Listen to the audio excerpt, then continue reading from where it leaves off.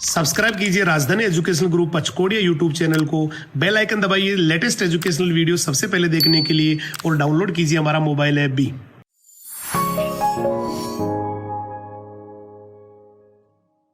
Hello dear students, युवा साथियों, जय हिंद जय राजधानी। मैं डॉक्टर रमेश यादव, राजधानी एजुकेशन ग्रुप पचकोड़िया जोबनेट जयपुर से। और इस समय मैं आपको मिलाने वाला हूं ऐसी शख्सियत से जो एक साधारण स्टूडेंट से अब साधारण स्टूडेंट बन गए हैं, जिनका मतलब बड़ा एक योगदान है कि बहुत बड़ा परसेंटेज उन्होंने बनाया 12th क्लास में, और एक नई ऊंचाई पे परसेंटेज जो होती है उसको नई ऊंचाई पे आप ले गए हैं।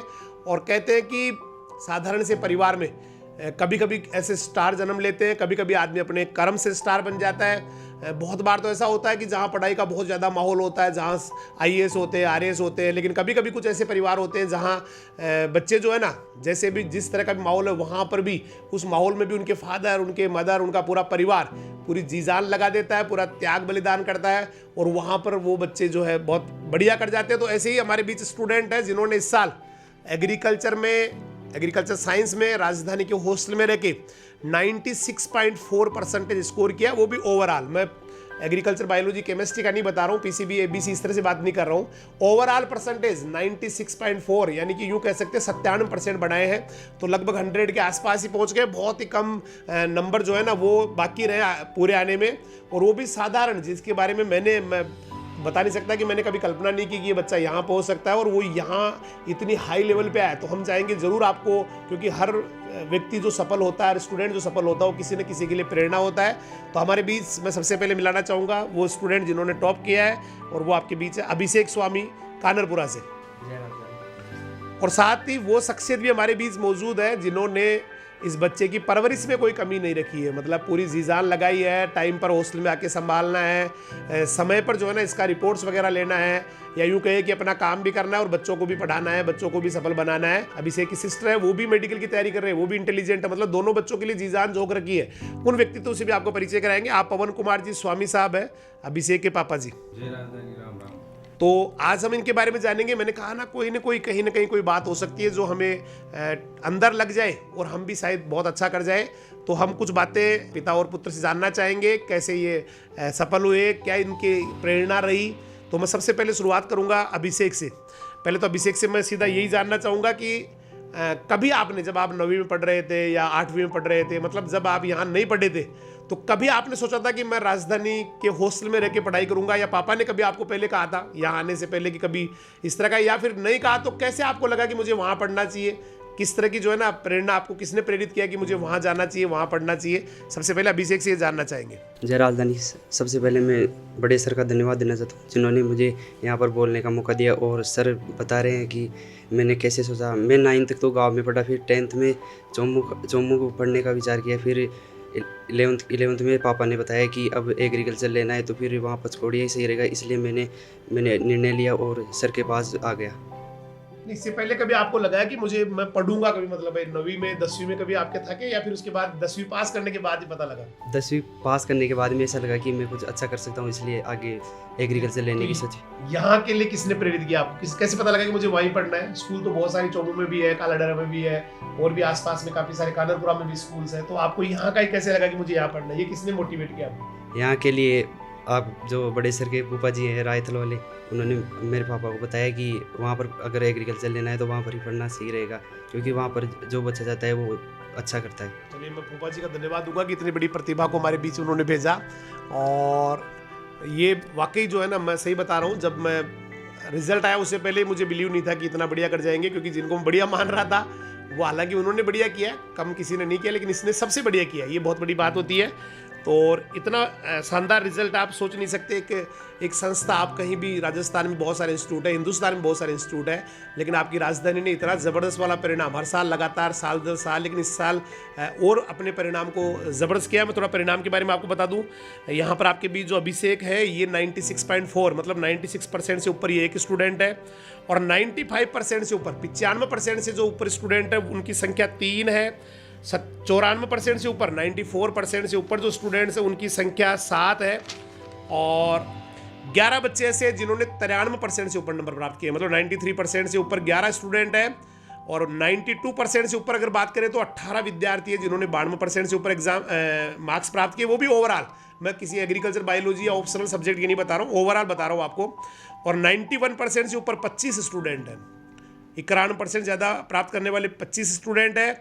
90% से ज़्यादा प्राप्त करने वाले 40 स्टूडेंट हैं। अगर हम बात करें 85% से ऊपर वालों की तो 118 विद्यार्थी ऐसे 118 स्टूडेंट हैं जिन्होंने 85% से ऊपर नंबर प्राप्त किए हैं। 80% से ऊपर की बात करें तो 207 विद्यार्थी है, 207 स्टूडेंट्स हैं। 75% से ऊपर की बात करें तो यहाँ 287 विद्यार्थी है, 287। 70% या इससे अधिक की बात करें तो 344 स्टूडेंट है, 344। और 65% से ऊपर बात करें तो 379, 379 स्टूडेंट है। और 60% से ऊपर की बात करें तो यहाँ 412 स्टूडेंट है। और अगर हम ऑप्शनल की बात करें, जैसा कि ज़्यादातर स्कूल वाले बताते हैं, तो 99% से जो अबाउ स्टूडेंट है, मतलब लगभग 100% है 2-3 स्टूडेंट के, तो 99% जो से ज़्यादा वाले स्टूडेंट है वो है 3। और 98% से ऊपर वाले हैं 9 स्टूडेंट। 97% से ऊपर वाले 19 स्टूडेंट। और 33 विद्यार्थी ऐसे जिन्होंने ऑप्शनल सब्जेक्ट में 96% से ऊपर अंक प्राप्त किए हैं। 58 विद्यार्थी है वो 95% से अधिक अंक प्राप्त किए हैं। 76 स्टूडेंट है उन्होंने 94% से अधिक अंक प्राप्त किए हैं। 98 विद्यार्थियों ने 93% से ऊपर अंक प्राप्त किए ऑप्शनल सब्जेक्ट में। और 125 विद्यार्थी 126 विद्यार्थी है जिन्होंने 92% से ऊपर प्राप्त किए हैं। 150 स्टूडेंट है जिन्होंने ऑप्शनल सब्जेक्ट में 91% या इससे अधिक अंक प्राप्त किए हैं। और 90% से ऊपर जो ऑप्शनल सब्जेक्ट में वो 163 विद्यार्थी है। बाकी की तो मैं आपको क्या बताऊं। तो इस तरह का जो परिणाम है, और वहाँ इतने कंपटीशन में भाई अभिषेक स्वामी ने ज़बरदस्त वाला परफॉर्म करके अपने आप को नंबर 1 पे स्थापित किया ज़बरदस्त तरीके से, एक अनएक्सपेक्टेड। और वाकई जैसे मैंने कहा ना, पता नहीं था इस तरह से ये इतना अच्छा कर जाएगा, क्योंकि जो स्टूडेंट्स थे उनके, क्योंकि होते हैं ना कुछ बच्चे ऐसे होते हैं जो बड़ा मतलब सीरियसली अपनी पढ़ाई को कर रहे होते हैं, उनको ज़्यादा पब्लिसिटी से मतलब नहीं होता, ज़्यादा उनको है ना दिखावे से मतलब नहीं होता। ऐसा ही ज़बरदस्त करिश्मा किया है इन्होंने 12वीं के रिजल्ट में, 12वीं साइंस एग्रीकल्चर के रिजल्ट में। तो मैं इनसे थोड़ा सा ये भी जानना चाहूँगा कि पापा ने किस प्रकार आपको सपोर्ट किया, मतलब पापा का किस प्रकार सपोर्ट रहा, वो जैसे हॉस्टल में छोड़ने के बाद में आपको किस तरह से आपकी केयर वो कर पाए, किस तरह से जो है ना अपना समय निकाल के आपसे वो मिल पाए। और जब आते थे तो उनके क्या विचार होते थे, क्या आपको कह के जाते थे, मतलब एक फादर को अपने बच्चे से क्या कहना चाहिए कि वो बहुत अच्छा कर जाए। तो हम जानना चाहेंगे पापा ने आपको किस तरह से सपोर्ट किया। मैं बताना चाहूँगा कि मेरे पापा हमेशा कहते हैं कि कभी टेंशन लेके पढ़ाई नहीं करनी चाहिए, क्योंकि जो टेंशन लेते हैं वो जितनी पढ़ाई करते हैं उतनी भूल हो जाती है। और पापा संडे को या 11th में तो हर संडे को आते थे, लेकिन 12th में मैंने मना कर दिया था कि इतनी बार सही नहीं रहता। फिर पापा बोले कि टेंशन मत ले और पढ़ाई कर।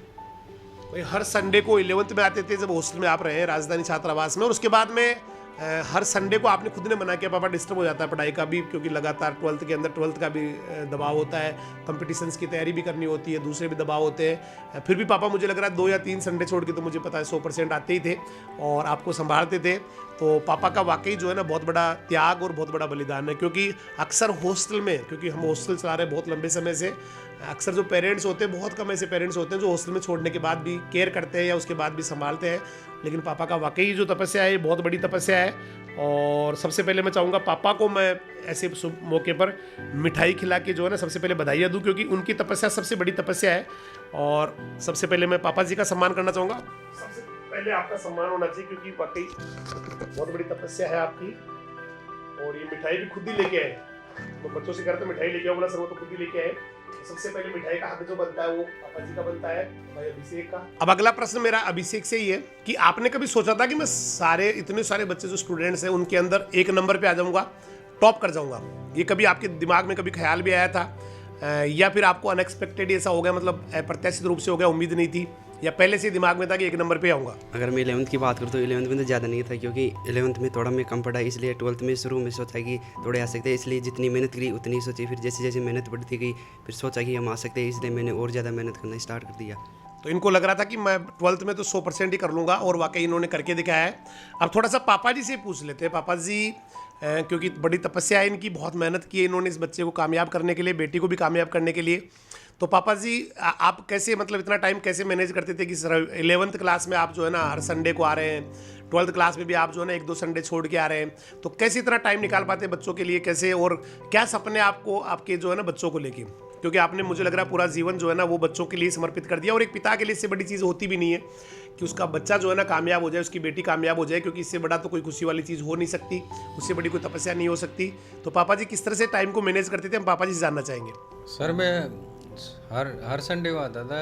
साथ के बच्चों में एब्सेंट हो जाता है, फिजूल बातों में ज़्यादा ध्यान नहीं दे और अपनी पढ़ाई नियंत्रण रूप से करता रहे और आगे ऐसी ही पढ़ाई करता रहे आगे भी। टाइम कैसे निकालते थे? टाइम मतलब तो सर मेरे को टाइम तो वैसे है नहीं, मगर फिर भी इस बच्चे के लिए टाइम निकाल के आता था, वह कैसे भी हम उसको टैकल कर सके।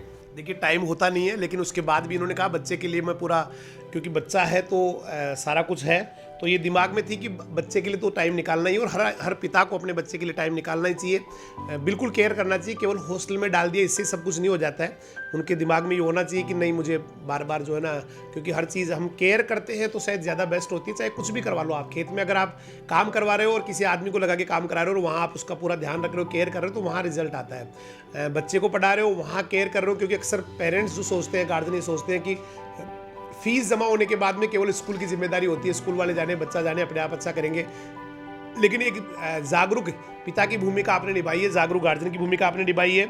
और अब मैं अभिषेक से जानना चाहूँगा कि 96.4% एक बड़ा परसेंटेज होता है, तो इस परसेंटेज के लिए आपको क्या लगता था भाई, मैं किसको जो है ना, किसी व्यक्ति को मुझे श्रेय देना चाहिए, है ना भाई, तो आप किसको श्रेय देना चाहेंगे इतनी बड़ी परसेंटेज के लिए?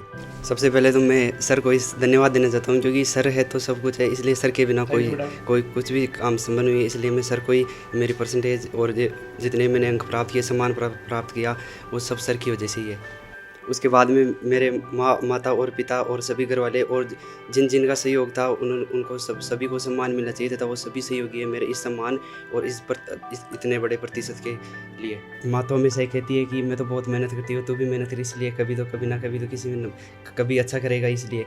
और दीदी हमेशा बोलती थी कि टेंशन मत ले, इसलिए पढ़ते जा लगातार, क्योंकि वो तो शुरू से ही शहर में रही, इसलिए शहर में रहे तो वो ज़्यादा पढ़ती, इसलिए मेरे को हर बार समझाते थे। ये कह रहे हैं कि सभी को मैं श्रेय देना चाहूँगा, सर को भी श्रेय दूंगा, मदर फादर को श्रेय दूंगा, मेरी दीदी जो हमेशा मुझे मोटिवेट करती है उनको श्रेय दूंगा, और मम्मी जो लगातार घर पे रहने के बावजूद भी मेरे लिए इतना संघर्ष कर रही है, सुबह जल्दी उठना, लेट तक जो है ना संघर्ष करना, तो एक बहुत बड़ा एक बलिदान और एक त्याग होता है मदर का, फादर का, सभी का।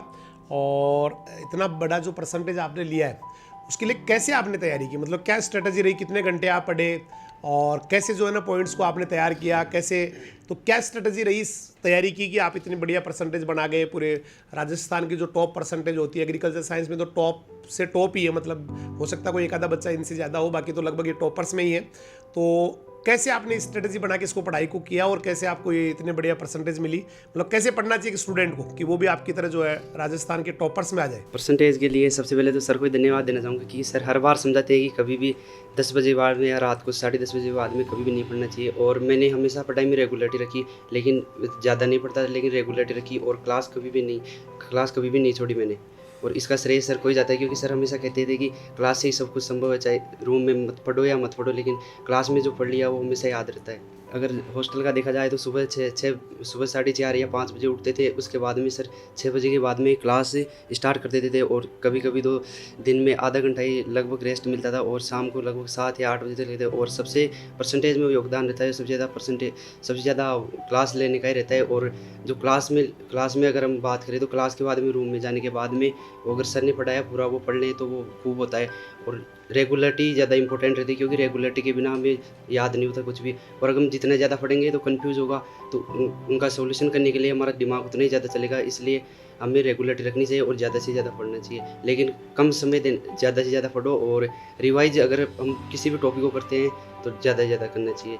जैसे आगे पढ़ने से ज़्यादा किसी टॉपिक में हमें परेशानी है तो पहले हम उन टॉपिक को क्लियर करना चाहिए जो हमारे पहले से क्लियर है, और फिर उसके बाद में अगर उस टॉपिक के बारे में हम कुछ जानना चाहते हैं तो उसके बारी सीमा या कुछ बारी जो इंपॉर्टेंट टॉपिक है, हार्ड लाइन है, उनको याद करना चाहिए। आप कह रहे हैं कि पढ़ाई जो है ना उस पर पूरा फोकस करके पढ़ना चाहिए, क्वालिटेटिव पढ़ाई करनी चाहिए, है ना, और जितना ज़्यादा क्वालिटेटिव हो उतना ज़्यादा ही, मतलब क्वालिटेटिव के हिसाब से स्टडी करनी चाहिए, मेन पॉइंट्स को फोकस करना चाहिए।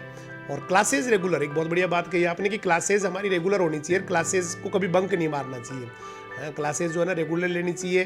और अब मैं इनसे जानना चाहूँगा कि राजधानी के बारे में आपका क्या ख्याल है, मतलब पढ़ाई का जो स्तर है या जो मेहनत जो यहाँ कराई जाती है, या हॉस्टल का जो लाइफ है, हॉस्टल में भी काफ़ी सारे स्टूडेंट, बहुत बड़ा हॉस्टल है, जयपुर जिले का सबसे बड़ा हॉस्टल है, तो संघर्ष वाला एक होता है। मैं तो ये कहता हूँ कि हॉस्टल लाइफ राजधानी की या कहीं की भी हॉस्टल लाइफ, जो स्टूडेंट हॉस्टल में रह लेता है वो जीवन में कभी पीछे मुड़ के नहीं देखता। ज़रूरी नहीं है स्टडी में वो और किसी भी सेक्टर में जा सकता है, इंडस्ट्रियलिस्ट बन सकता है या फिर अपना खुद का बिजनेस कर सकता है। भाई खुद का अपना अपना हॉबी होता है। सारे लोग ही नौकरी के लिए नहीं तैयारी करते हैं, सारे लोग ही जॉब में नहीं जाते, लेकिन हॉस्टल का जो लाइफ है ना वो आदमी को बड़ा स्ट्रॉन्ग बनाता है। तो हॉस्टल लाइफ की और सुबह से लेकर शाम तक आपने क्लासेज लिए, इतना रेगुलरिटी रखी है, तो राजधानी की जो स्टडी का जो लेवल है, राजधानी का जो पढ़ाने का तरीका है, सर का पढ़ाने का तरीका है या बाकी जो टीचर्स है उनका सबका पढ़ाने का तरीका है, उसके बारे में आपके क्या ख्याल है? हम सभी को ज्ञात है कि कोरोना महामारी के चलते हुए सभी को पता है कि जो सही वक्त में काम आता है वो तो सभी होते हैं, लेकिन जो विपरीत परिस्थिति में काम आता है, जैसे बड़े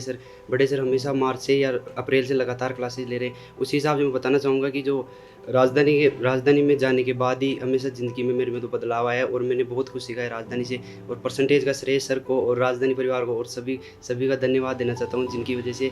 और सर अभी भी सुबह से लगातार मेहनत करते हैं शाम तक, और सबको बताया कि यूट्यूब पर क्लास लेना ऐसे नहीं होता ऑनलाइन प्लेटफॉर्म पे, इसलिए कई परेशानी आती है, नेटवर्क प्रॉब्लम भी आती है, लेकिन सबका सोल्यूशन निकाल कर सर कुछ ना कुछ हर बार कर लेते हैं। इसलिए सर बोलते हैं कि हम कभी भी रुकते नहीं, और चाहे स्कूल में कभी आंधी आओ या तूफान हो, लेकिन क्लास हमेशा कभी भी नहीं रहती। मुझे याद है 11th क्लास में क्रैश कोर्स की बात है, जब एक बार आंधी आ गई थी शाम को, तब भी सर ने मना, तब भी सर ने ऐसे बोला कि कुछ भी आओ हम तो पढ़ेंगे, और पढ़ने से ही सब कुछ होता है। आंधी तूफान तो कुछ नहीं है, अभी रुक जाएंगे, लेकिन पढ़ाई इंपॉर्टेंट है। आप कह रहे हैं कि क्लासेज जो है ना वो रेगुलरिटी बहुत रहती है, चाहे वो कुछ भी हो जाए, तूफान आए, आंधी आए। 11th का जब क्रैश कोर्स 11th की इनकी स्टडी होगी, उसके बाद इनको क्रैश कोर्स जब करवाया तो वहाँ पर एक बार ऐसा भी हुआ कि बहुत ज़ोरदार आंधी आई, लेकिन वहाँ पर भी क्लास छोड़ी नहीं सर ने। तो मैं चाहूँगा भाई आपका जो है ना मैं थैंक्स बोलूँ इतनी बढ़िया भावना के लिए। अब थोड़ा सा पापा जी से जानना चाहेंगे कि वो इस अभिषेक को जो है ना, अपने प्यारे बेटे को या मेरे बेटे को जीवन में क्या बनाना चाहते हैं, मतलब कहाँ देखना चाहते हैं कि भाई वो चीज़ तो होनी चाहिए, क्योंकि हर पिता चाहता है कि उसका बेटा कामयाब हो। तो अपने बच्चे को लेके वो क्या सोचते हैं कि मेरे बेटे को मैं ये बनाऊंगा या इस बिजनेस में ले जाऊंगा या ये काम कराऊंगा, क्या प्लानिंग है पापा जी की? हाँ सर, ये तो अभी पढ़ रहे हैं और आगे स्टडी ऐसे ही करता रहे, और मैं चाहता हूँ कि इससे भी ज़्यादा अंक ले और आगे प्राइवेट करे या सरकारी नौकरी करे, पढ़ाई वगैरह कुछ भी नहीं है। हाँ, लोगों का भला करे, आगे कुछ बन के। आप कह रहे हैं काम चाहे कोई भी करे, मतलब अपना खुद का करे या गवर्नमेंट का जॉब करे या और कोई कहीं भी जो है ना प्राइवेट कंपनी में बहुत बड़ी पोस्ट पे जाए और वहाँ पर किसानों का, लोगों का भला करे। बहुत ही अच्छा ध्येय है आपका। और अभिषेक क्या सोचते हैं इस बारे में? इनको क्या लगता है कि मुझे ये जीवन में ना यहाँ पहुँचना है, ये करना है, ये प्राप्त करना है?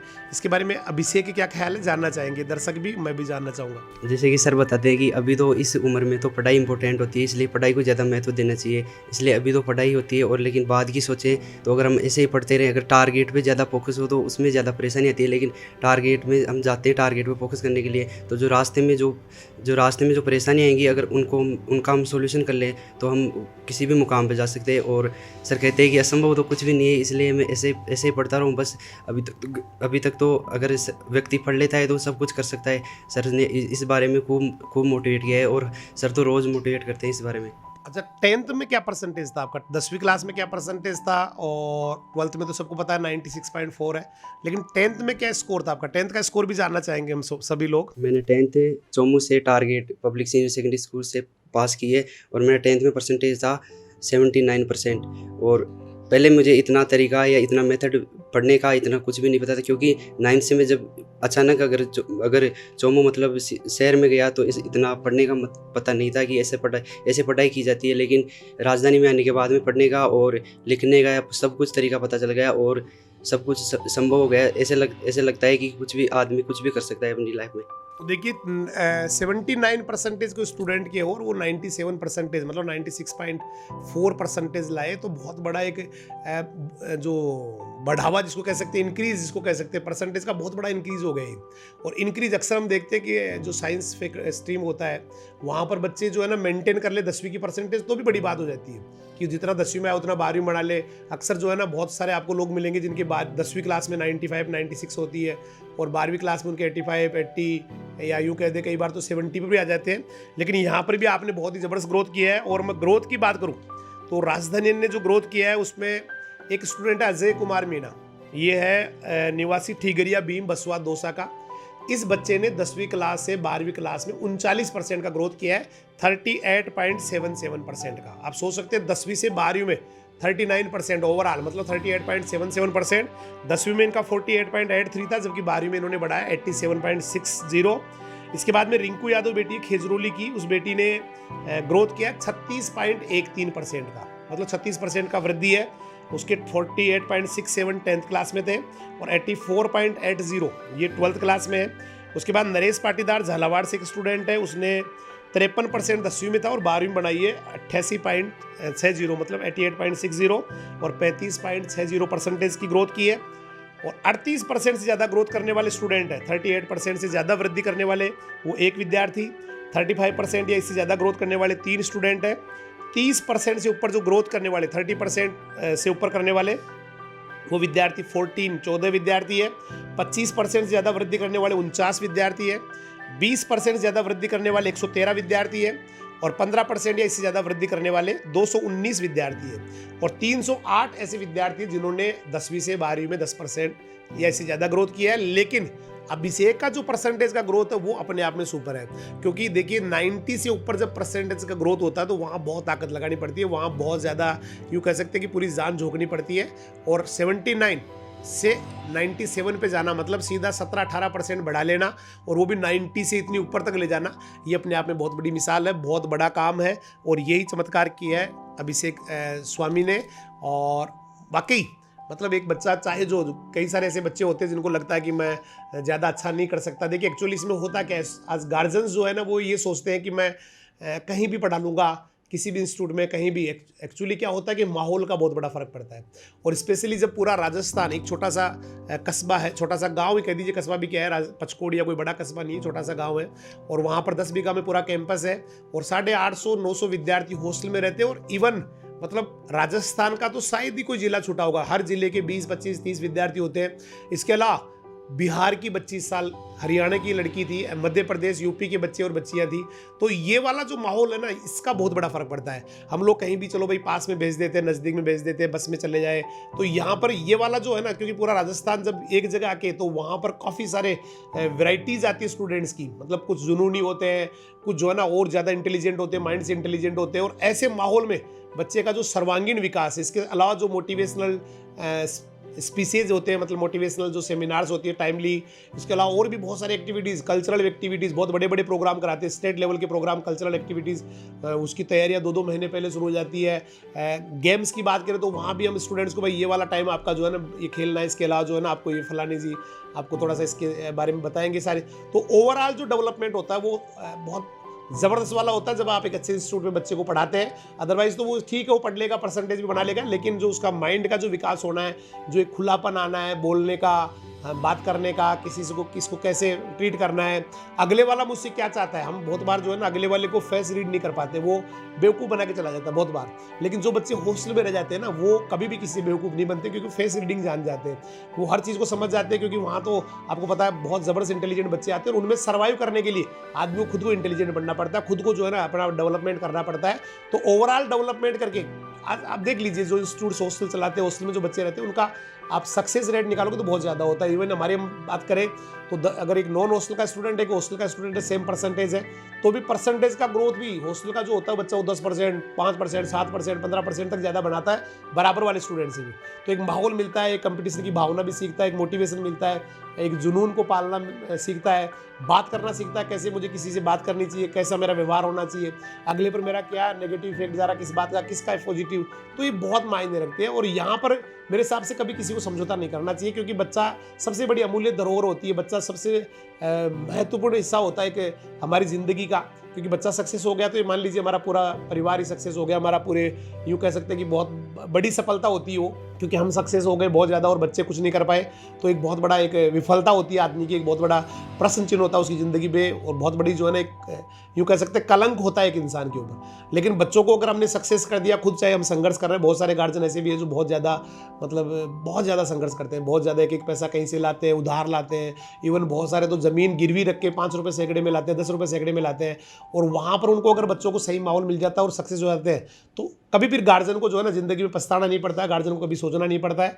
तो यहाँ पर थोड़ा सा मैं आपसे अभिभावकों से निवेदन करना चाहूँगा, कभी भी बच्चा जो है ना कोई भेड़ बकरी नहीं होता, कहीं भी बांध दिया भाई ठीक है यहाँ आप आराम से जो है ना यहाँ बंदे रहो, ऐसे इस तरह का जल्दीबाजी में निर्णय नहीं लेके हमेशा बहुत ज़्यादा सोच समझ के, क्योंकि बहुत ही ज़्यादा इनको सहेजना बहुत ज़रूरी है। देखिए जो स्टूडेंट लाइफ होती है 9th है 10th है 11th 12th या फिर ग्रेजुएशन का जो टाइम होता है वो इतना ज़बरदस्त वाला टाइम होता है, इतना बारूद होती है बच्चे के अंदर कि उस समय पर अगर आपने उनको सहेज लिया, उस समय पर अगर आपने उसको सही तरीके से सही मार्गदर्शन दे दिया, सही गाइडेंस मिल गई, सही दिशा मिल गई, सही लाइन मिल गई, तो शायद ज़िंदगी में कभी किसी बच्चे को पीछे मुड़ के नहीं देखना पड़ता है। बहुत ज़्यादा जो है ना इस वाले टाइम का बहुत बड़ा रोल होता है। तो ऐसे समय में एक गार्जियन जो है ना, समझदार गार्जियन को बहुत ज़्यादा एक बहुत ही सही तरीके से डिसीजन लेना चाहिए कि मुझे कहाँ मेरा बच्चा अच्छा कर सकता है, कहाँ उसका भला हो सकता है। ये चीज़ जो है ना उसको बहुत ज़्यादा बड़ी कॉन्शियस माइंड से, क्योंकि ये छोटा डिसीजन नहीं है, आपकी ये गलती जो है ना उस बच्चे की लाइफ खराब कर सकती है। एक छोटी सी गलती जो है ना, एक छोटा सा 2 रुपये का लालच हो जाता है कई बार, भाई यहाँ इतना सा फीस लग रहा है, वहाँ इतना ज़्यादा फीस लग रहा है, यहाँ ये हो रहा है, वहाँ वो हो रहा है।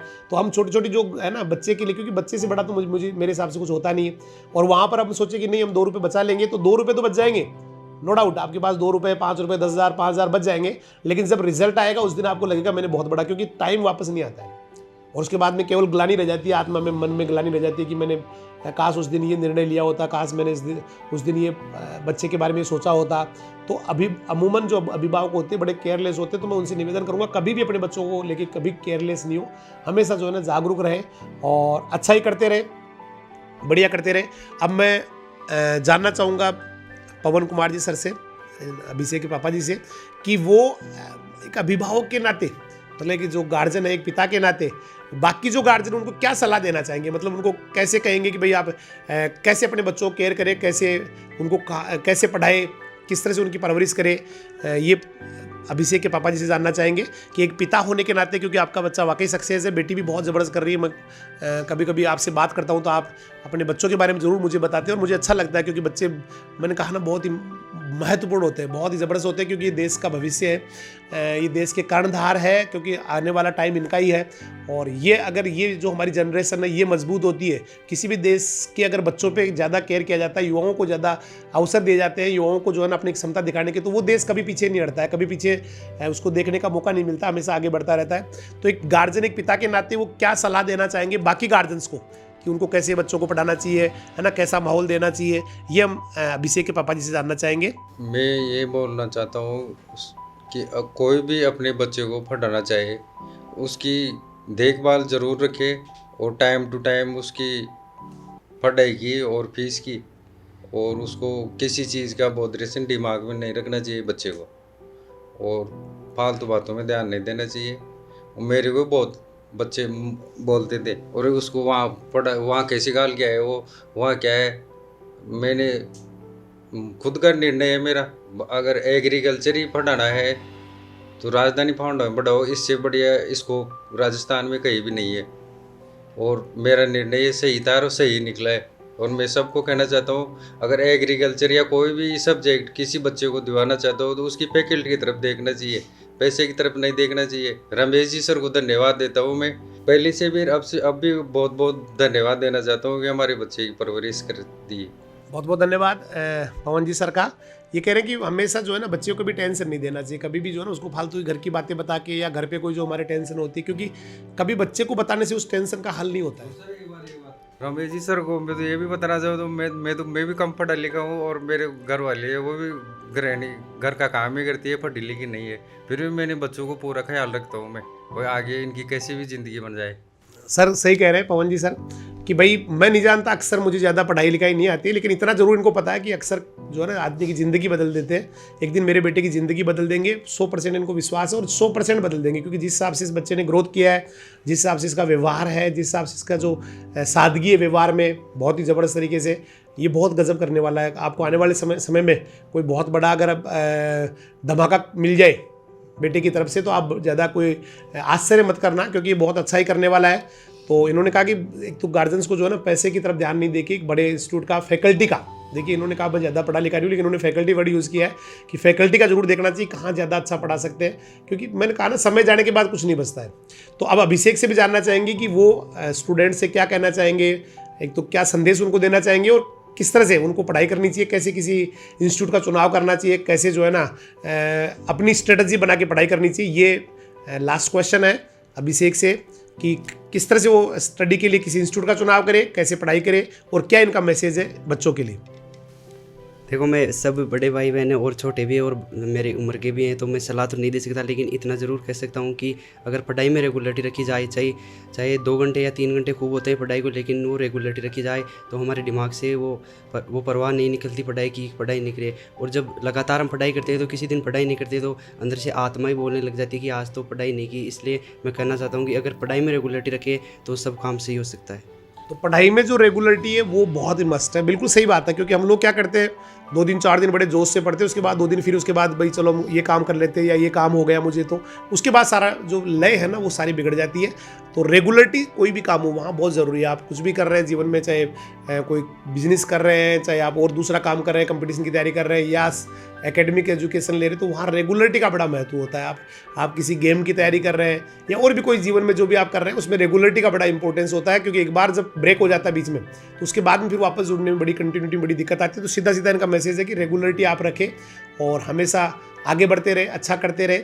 और आज आप दोनों यहाँ आए स्टूडियो में और आपसे बातें की, कुछ बातें जो है ना वो बच्चों को ज़रूर अच्छा लगेगा, उन बच्चों को कहीं ना कहीं से उनको स्ट्रोक करेगा और शायद किसी बच्चे का जीवन आपके इन बातों से, आपकी जो मेहनत है, आपकी जो तपस्या है, पिता की जो तपस्या है, और मदर भी बता रहे मम्मी भी ज़्यादा पढ़ी लिखी नहीं है, और वहाँ पर इतना ज़बरदस्त करना, इतना विश्वास करना किसी संस्था पे या किसी व्यक्ति पे, ये बहुत बड़ी बात होती है और श्रद्धा का ही परिणाम होता है कि आदमी अच्छा कर जाता है। तो मैं चाहूँगा, मैं सभी पूरे राजधानी परिवार की तरफ से दोनों पिता और पुत्र को, जिनको सफलता इतनी बड़ी बेटे को मिली है, एक तो बधाई मैं देना चाहूँगा पूरे राजधानी एजुकेशन ग्रुप की तरफ से और मेरी तरफ से भी, मेरे परिवार जो है उनकी तरफ से भी, और आपके उज्जवल भविष्य की कामना करूँगा। आप अच्छा करते जाए, आगे बढ़ते जाए। धन्यवाद। जय हिंद, जय राजधानी।